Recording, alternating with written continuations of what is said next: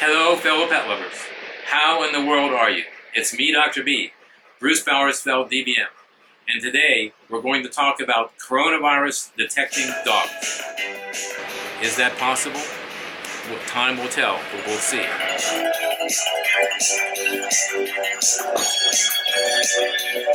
Welcome, everybody. Thank you for joining me here today. It's a beautiful day in Southern California.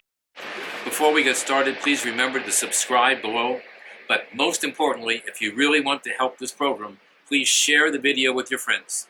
Hit the share button below. You'll get a link or something that will allow you to post it on your Facebook or social media. Really appreciate your support. Thank you. So, recently out of the United Kingdom, the London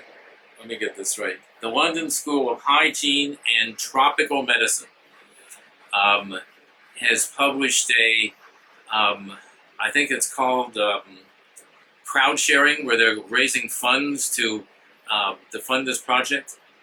The basic principle is that they're going to be able to create dogs that they're going to be able to create, maybe that's a poor choice of words, they're going to be able to train dogs to sniff out coronavirus in individuals that have been infected, carrying the infection, potentially contagious. Is that possible? Well, time will tell, but we'll see. Is that far-fetched? Well, hardly. The medical canine training field, I think I just made that term up, but it sounds pretty good to me right now. The medical canine training field has dogs that can sniff out individuals with influenza. They could be using that right now to screen patients, perhaps. They have dogs that will sniff out patients with malaria. They have dogs that will sniff out patients with Parkinson's. I think that's absolutely incredible. So the goal for them is to take the individuals that they have in their training program. Right now, I believe they're using primarily Labradors and Cocker Spaniels, if I read that correctly. Labradors and Cocker Spaniels. And the Labradors and Cocker Spaniels will be trained to selectively identify that scent and alert their owners to the process. The forensic people obviously are using dogs at airports and transit facilities now to screen us for what coke and marijuana and illegal drugs that are coming in. So last time I traveled, which was fairly not this year anyway, there was Beagle going through the parking, going through the transit center, looking for the smell of something. I'm guessing if it was narcotic type substances. So how does this actually work? Well, with drugs, it's pretty easy. They've got tons of marijuana or coke sitting around. They give the dog opportunity to go up and smell the smell. They're not going to get their nose in the coke or anything. They're containers that are protected by screens and the like. And the dog will go up and it's kind of click and treat. You identify it, you get a treat, you identify it, get a treat. And then you have a whole barrage of smells, and they're trained to selectively get rewarded when they pick the target smell. In that example, coke, and our example here, coronavirus. So it's well researched that certain conditions have specific smells, and the canine nose is pretty sensitive.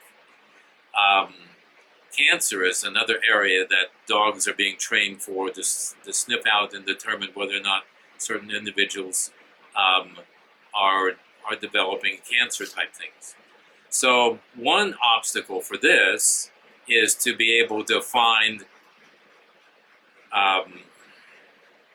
real live people to test it on that are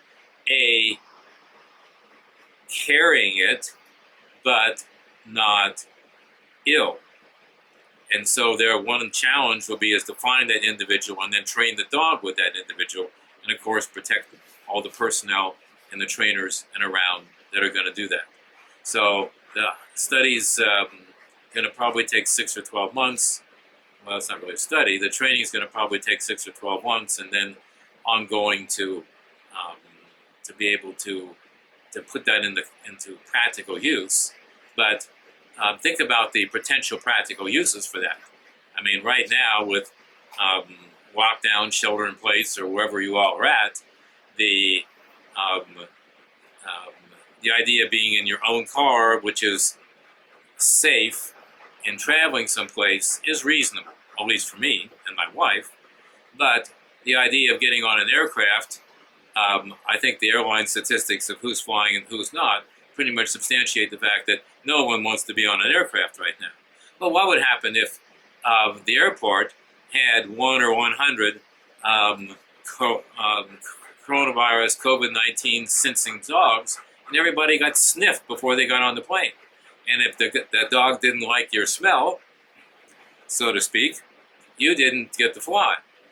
I think the airlines industry should figure this thing out and start putting $1 billion into a training program, because that could get them flying a lot faster than 450 tests that the government and 12, I'm making this up, but dozens and dozens of people are rushing to try to figure out a test, and then a better test, if we have some tests, but then the miracle vaccine that's going to protect us all.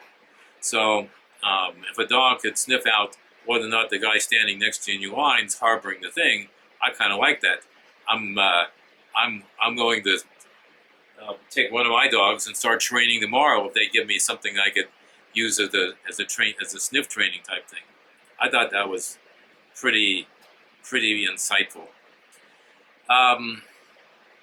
So that's coronavirus sniffing canines. Until next time, check out these videos on pet care. Hit the subscribe and the bell below so you'll be notified each and every time I post a new video. But most importantly, please share this video with your friends. You can use the share link below, click on it, email it to them. I really appreciate your support. Thanks. I can't wait until I see you in the next video.